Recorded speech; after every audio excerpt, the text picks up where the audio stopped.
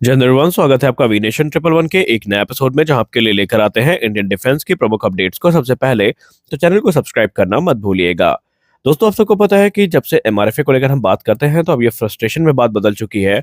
और हाल ही में रक्षा मंत्रालय की तरफ से एक हाई लेवल कमेटी का गठन किया गया था, जहां पर उनको निर्देश दिए गए थे कि आप भारतीय वायुसेना की जो कैपेबिलिटी इवेलुएशन है उसको करिए, और आप हमको सलाह दीजिए कि कैसे हम भारतीय वायुसेना की जो ताकत है उसको बढ़ा सकते हैं। तो फाइनली जो हाई लेवल कमेटी है, जिसको ये टास्क दिया था कि वो भारतीय वायुसेना की फाइटर एक्विजिशन स्ट्रेटजी को इवैल्यूएट करे, उन्होंने जो 36 राफेल फाइटर्स के रिपीट ऑर्डर्स हैं, इनकी सलाह दिए हैं। उन्होंने कहा कि आंतरिक समाधान के तौर पर भारतीय वायुसेना के लिए तत्काल तौर पर हमें 36 की संख्या में जो additional Rafale F4 standard aircraft है, ये ऑर्डर करने चाहिए, ताकि भारतीय वायुसेना की कॉम्बैट कैपेबिलिटी जो है ये प्रभावित ना हो। और जब तक एमआरएफए को प्रपोजल अप्रूवल नहीं मिलता, तब तक भारतीय वायुसेना के लिए आंतरिक समाधान के तौर पर ये जो फाइटर्स हैं, ये कार्यरत होने चाहिए।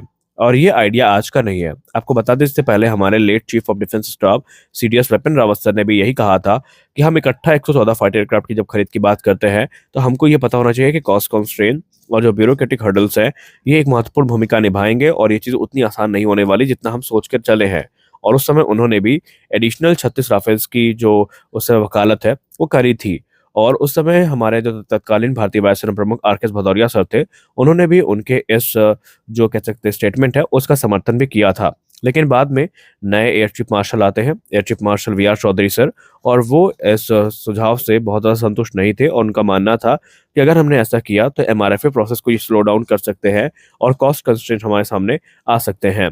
लेकिन अब क्योंकि वी आर चौधरी सर भी जा चुके हैं, और एपी सिंह सर यहाँ पर इस समय जो भारतीय वायुसेना के प्रमुख है ये हैं, और chief of air staff air chief martial Amarpreet Singh sir जो है, उन्होंने पहले ही यहाँ पर कह दिया है कि वो इस प्रपोजल का सम्मान करते हैं, और जो भी निर्णय सरकार की तरफ से लिए जाएंगे वो यहाँ पर उनको स्वीकार होंगे। लेकिन आपको बता दें कि अब शायद थोड़ा देर हो चुकी है, क्योंकि अगर हम राफेल की डील को भी फाइनलाइज करते हैं तो हमें ये 2029 से और 30 से पहले शायद अब नहीं मिलने वाले हैं। तो ये चीज़ हमें दिमाग में रख लेनी चाहिए।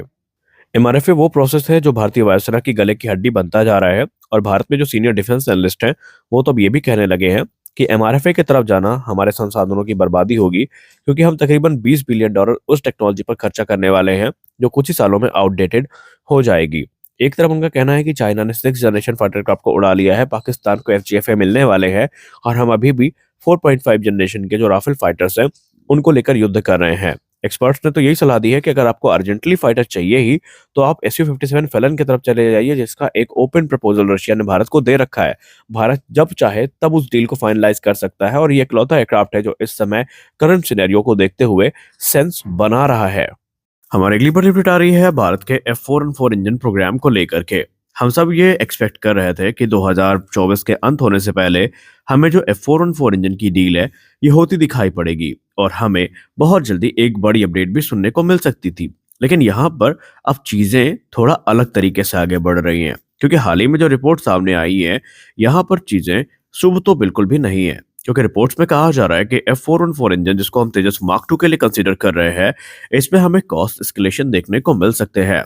और अगर हम ANI की रिपोर्ट्स की बात माने, तो यहाँ पर प्राइस में जो राइज है, इसके बहुत सारे अलग अलग कारण भी हो सकते हैं। For example, transfer of technology से लेकर लोकल मैन्युफैक्चरिंग तक यहाँ पर अलग अलग इम्पैक्ट हमें देखने को मिलने वाले हैं।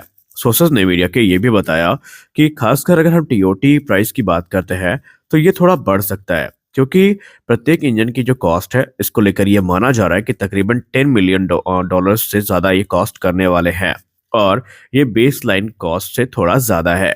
हालांकि हाल ही में जब कोरिया ने अपने KF-21 बोरामी के लिए इनको सेलेक्ट किया था, तो उसकी तुलना में जो इंडियन F4N4 है, इनकी कॉस्ट ज़्यादा हो सकती है। आपको बता दें कि $10 मिलियन यूनिट की जो हमने बात करी है, ये एक अनुमानित कॉस्ट है जो कि इस समय मीडिया के गलियारों पर डिस्कस की जा रही है। हम ये बिल्कुल भी नहीं कहते कि इसी कॉस्ट पे भारत को एक जो इंजन है वो मिलने वाले हैं। अब अगर हम डील की बात करें, तो इनिशियली भारत अमेरिका के साथ 99 F4N4 इंजन की डील को फाइनलाइज करेगा, और ये डील 2025 मार्च से पहले फाइनलाइज कर ली जाएंगी, और जो इंजन का प्रोडक्शन है ये 2027 से 28 के बीच में शुरू कर दिया जाएगा। अब जो एग्जैक्ट यूनिट कॉस्ट है ये अंडर निगोशिएशन है, इस पे बातचीत चल रही है, लेकिन सजेशन के हिसाब से तकरीबन $10 मिलियन पर यूनिट भारत को पे करने पड़ सकते हैं। लेकिन यहाँ पर जो एक्सपर्ट्स हैं ये मानते हैं कि भारत चाहे तो आगे चल के इस कॉस्ट को काउंटर भी कर सकता है, क्योंकि आपको पता है कि भारत धीरे-धीरे तरीके से जो पार्ट्स और दूसरे कंपोनेंट्स हैं, इनकी मैन्युफैक्चरिंग को यहीं पे शुरू करेगा, जिससे आगे चल के जो कॉस्ट है, इसके कम होने की संभावनाएँ काफ़ी ज़्यादा होती हैं। लेकिन जो ग्लोबल डिफेंस एक्सपर्ट हैं, उन्होंने कहा कि इस बढ़े हुए प्राइस के पीछे के बहुत सारे कारण हो सकते हैं। पहला होगा इन्फ्लेशन, जो कि आपको देखने को मिलता है काफ़ी ज़्यादा इस समय। और उसके बाद सप्लाई चेन जो इश्यूज़ हैं और जो evolving nature of technology transfer agreements हैं भारत और अमेरिका के बीच में, वो भी एक महत्वपूर्ण भूमिका निभा रहे हैं। अब यहाँ पर एक्सपर्ट्स का तो यही कहना है कि आप यथाशीघ्र इस इंजन डील को फाइनलाइज़ करें, एक निश्चित कॉस्ट को सेलेक्ट करके, क्योंकि अगर आपने यहाँ पे देर करी, तो इसका सीधा इम्पैक्ट हमें सिर्फ एक प्रोग्राम में देखने को नहीं मिलेगा। इसका इम्पैक्ट हमें देखने को मिलेगा तेजस मार्क 2 में, एमका मार्क 1 में और ट्विन इंजन डिग बेस्ड फाइटर में, क्योंकि ये तीनों एयरक्राफ्ट सेम इंजन से पावर्ड होने वाले हैं। तो ऐसे में भारत को यही चाहिए कि आप यथाशीघ्र डील को फाइनलाइज करके प्रोग्राम को आगे बढ़ाएं, ताकि किसी प्रकार की संभावित जो डिले है उसको पहले ही अवॉइड कर दिया जाए, जो कि हमने तेजस मार्क 1 प्रोग्राम में ऑलरेडी देख रखी है। हमारी अगली बड़ी अपडेट आ रही है HLFT-42 प्रोग्राम को लेकर। HLFT-42 प्रोग्राम को लेकर हम सब यही जानते थे कि ये एक नेक्स्ट जनरेशन का लीड इन फाइटर ट्रेनर होने वाला है, जो कि एडवांस ट्रेनिंग के लिए यूज किया जाएगा। लेकिन एक भ्रांति जो हमारे मन में थी इसको लेकर, वो ये थी कि ये सिर्फ ट्रेनर एयरक्राफ्ट होगा, जिसमें बहुत कम स्तर की जो टेक्नोलॉजीज है वो इस्तेमाल की जाएंगी। क्योंकि इनिशियली जो रिपोर्ट निकल के सामने आई थी, उसमें कहा गया था कि ये एक ऑल मेटल बॉडी के साथ आने वाला एयरक्राफ्ट होगा, जिसमें शुरुआती तौर पे तो यही कहा गया था कि ना तो आपको एडवांस एसआर रडार देखने को मिलेगा, ना ही fly by wire control system देखने को मिलेंगे। लेकिन अब चीजें बदल रही हैं। इसमें आपको digital fly by wire control system भी देखने को मिलेगा, एडवांस एवियोनिक्स भी देखने को मिलेंगी, एसआर रडार भी देखने को मिलेगा। और अब रिपोर्ट्स जो सामने आ रही हैं उसमें ये बताया जा रहा है कि HLFT-42 में आपको जो आर्टिफिशियल इंटेलिजेंस है, इसका बड़े पैमाने पर इस्तेमाल होता भी नजर आएगा, जो कि पायलट्स की ट्रेनिंग को काफी ज्यादा इंप्रूव करेंगे। क्योंकि आप सबको पता है कि आने वाले एयरक्राफ्ट जैसे कि तेजस मार्क 2 हो गए या फिर एमका हो गए, इसमें जो एआई पावर्ड सिस्टम है ये हमें देखने को मिलेंगे। और ऐसे में HLFT-42 में एआई के इंटीग्रेशन से जो पायलट ट्रेनिंग प्रोग्राम है ये काफ़ी एफिशिएंट हो जाएंगे और पायलट्स को जो एडवांस टेक्नोलॉजी है उनका एक्सेस भी मिल जाएगा। और सबसे खास बात तो ये है कि यहाँ पर जो सिस्टम होंगे ये कैडेट्स को इनेबल करेंगे कि ये अलग-अलग जो कॉम्बैट सिनेरियो हैं इनको सिमुलेट और प्रैक्टिस कर सकते हैं, जिसमें short range rock fight, mid range और लॉन्ग रेंज का जो एंगेजमेंट है वो भी शामिल है। और सबसे खास बात तो यहाँ पर ये है कि पायलट को एकदम रियलिस्टिक जो उस समय फील होगी वो मिलेगी।